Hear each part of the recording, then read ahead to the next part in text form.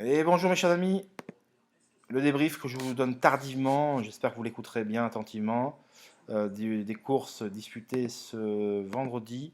Alors je vais revenir sur le Quintet Cabourg. Alors déjà, je voulais revenir sur quelque chose d'important. Certains ont mal compris. À partir du 1er septembre, certains pensent que si vous ne souscrivez pas, vous n'avez plus rien. Non, c'est faux. Vous aurez toujours du contenu. Toujours le débrief des courses ce soir, toujours le cheval du jour le matin avec la recommandation du quintet. Voilà. Vous aurez toujours les informations essentielles à savoir. Voilà. Maintenant, c'est normal. Voilà. Pour ceux qui souscrivent, c'est normal. Alors là, j'arrête directement.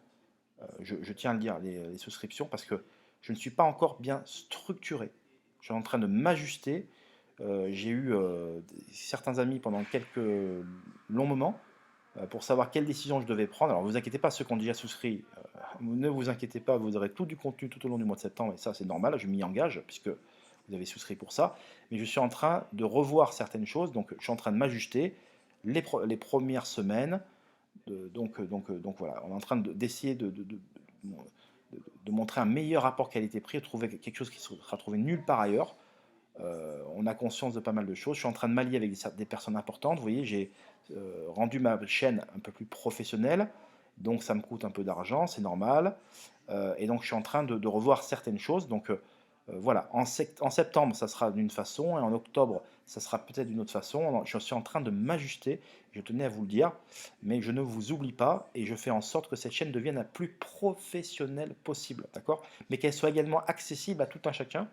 Je réponds à tout le monde, vous avez vu en privé, et je tiens à faire de la pédagogie, je tiens à le dire également.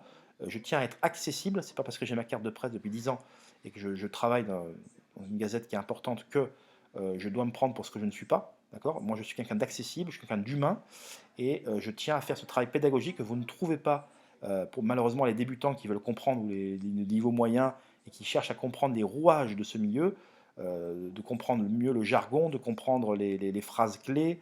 Donc on va faire un champ lexical, on va faire un site internet. Vous voyez, voilà, j'ai fait appel à un ami que je salue et sans qui je ne pourrais pas faire ce travail-là, et je le salue. C'est un ami qui est très important à mes yeux, non pas que dans le cadre du travail, mais humainement parlant. Je travaille qu'avec des gens où, humainement parlant, je me sens très bien. Et donc cette chaîne est vouée à évoluer, à changer. Il y aura un site internet, donc laissez-moi le temps de m'ajuster. Croyez-moi, vous ne serez pas déçus. Voilà, pour cette parenthèse qui me paraissait importante. Un retour sur les courses du jour, et notamment le quintet, où je pestais malheureusement après l'arrivée. Je vais vous faire le débrief du quintet quand même, c'est très important. Voilà. Vous voyez ce travail-là, eh ben, vous pourrez toujours l'écouter et prendre des notes, je donne des repérés, etc. C'est très important pour moi de le faire, ça. Voilà.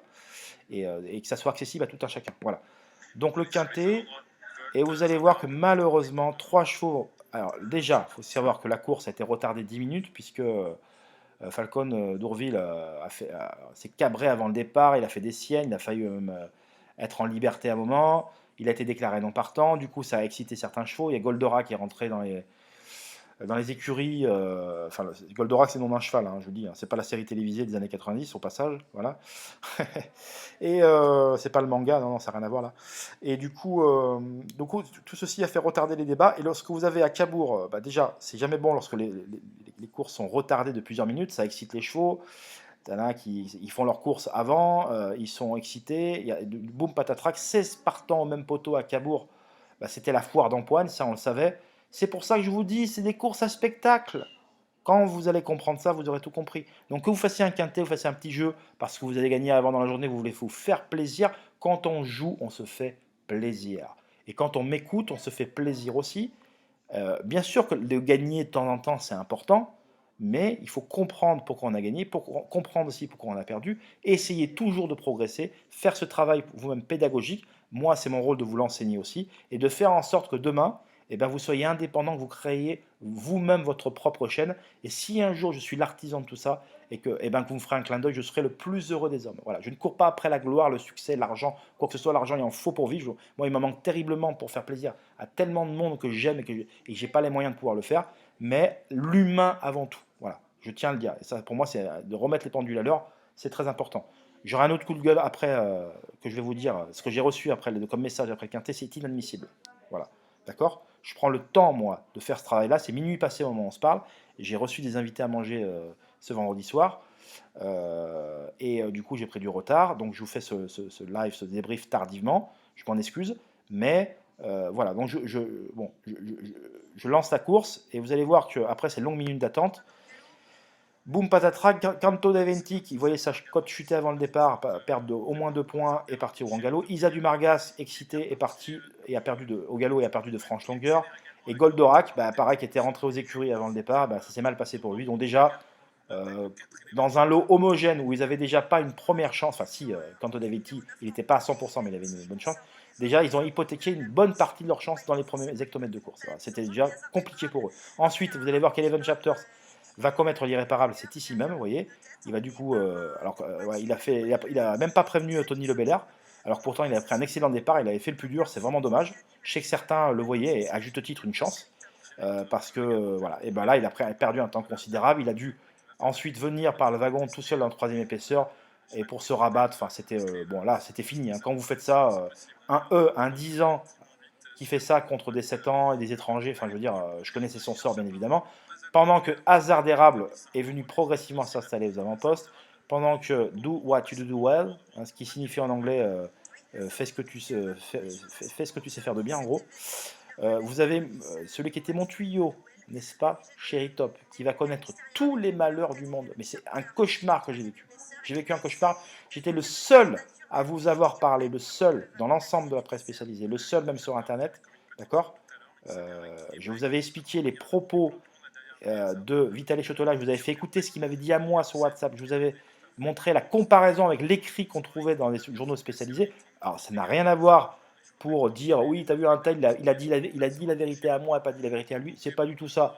Il a dit quelque chose près, la même chose, sauf que mon interprétation était différente et elle était plutôt positive, alors que là, elle était orientée plutôt négative en disant qu'il allait manquer d'une course. Vrai ou faux? Je vous dis la vérité ou je vous dis pas la vérité? Bon, voilà. Voilà. Chez moi, on dit vrai, on parle vrai. Voilà.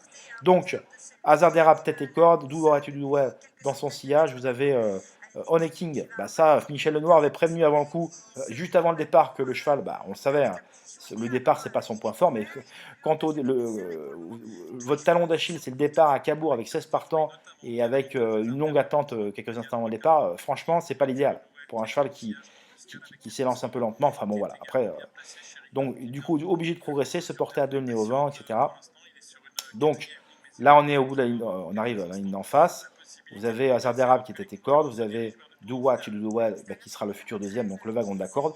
Vous avez celui qui aurait dû faire l'arrivée, qui a connu tous les malheurs du monde, Cherry Top. Vous allez voir que Eleven Chapter a fait la faute. Et là, c'est dommage, parce que si le wagon de 2 aura avancé à bit soirée, voilà, et ben, c'est-à-dire que là, Cherry Top, il aurait pu essayer de se mettre dans le wagon de 2, vous voyez. Et là, malheureusement, la porte se referme. Pendant ce temps, Azur d'RP, pardon, bien se ranger logiquement dans le wagon de 2. Regardez les malheurs de Cherry Top. Mais regardez-moi ce film d'horreur. Parce que si Abid Soray avait déçu, il aurait rétrogradé là, il aurait pu trouver l'ouverture ici. Malheureusement, ça ne s'est pas fait. Et en voulant s'écarter, aller trop vite, il va gêner, mettre hors course Gavroche de Liton. Et du coup, voilà, il est obligé de tout reprendre. Une note terrible. Et quand vous avez l'œil, c'est ça les vraies notes. C'est pas.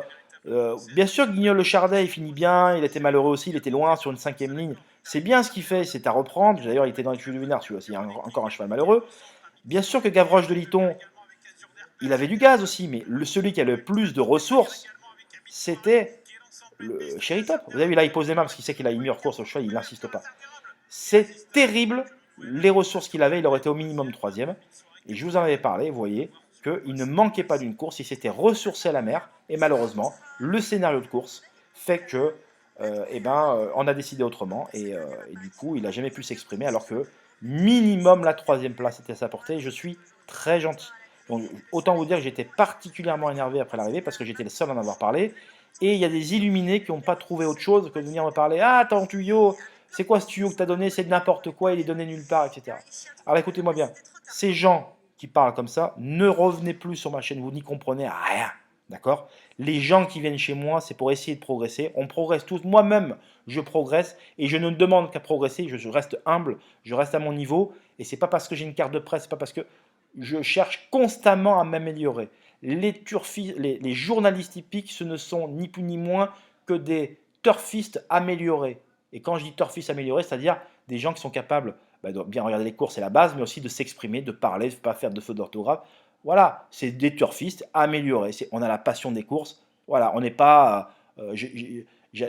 C'est pas demain que je vais écrire un bouquin, je vais être reconnu pour ma littérature, on s'en fout. On est là, on est journaliste sportif, on aime ça. Moi, c'est les courses. Bon, j'aime d'autres sports, mais particulièrement les courses. Je sais, je pense regarder les courses, je sais analyser les courses. Voilà. Alors, ceux qui ne regardent que le résultat sans voir le scénario de course, le déroulement, ne venez pas. Et si vous ne faites pas l'effort de comprendre, ne venez pas chez moi, ça ne sert à rien. Je ne vous accepte plus. Il n'y aura pas d'abonnement pour vous, il n'y aura rien. Quand on vient chez moi, c'est pour apprendre, d'accord? C'est un apprentissage, c'est pas qu'une histoire de jeu, c'est une histoire d'apprentissage, voilà, de pédagogie, voilà.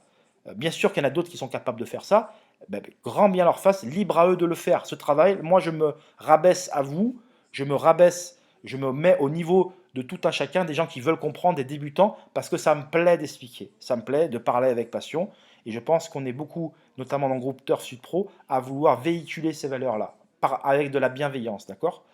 Donc, et au passage, et je le redis, il y aura toujours du contenu gratuit à partir du 1er septembre. Ça, vous avez mal compris. Donc, et il y aura toujours de la qualité, même pour ceux qui ne souscrivent pas à partir du 1er septembre. Par contre, je suis en train de m'ajuster, nous sommes en train de m'ajuster, je suis en train d'allier mes forces pour que je passe mon temps non plus à faire la secrétaire, le SAV ou le support, mais à définitivement regarder les courses, faire de bonnes recommandations, dire quand c'est le moment de jouer, c'est là où le bas blesse, c'est là où c'est intéressant. Et de vous intéresser aux courses, qui est un jeu magnifique, un spectacle magnifique, qui n'est malheureusement réduit que à des histoires de dopage comme dans le cyclisme. Voilà, on parle des courses, c'est le dopage, c'est le machin, c'est un sport, une analyse, comment on fait dans les analyses de matchs de foot, c'est intéressant.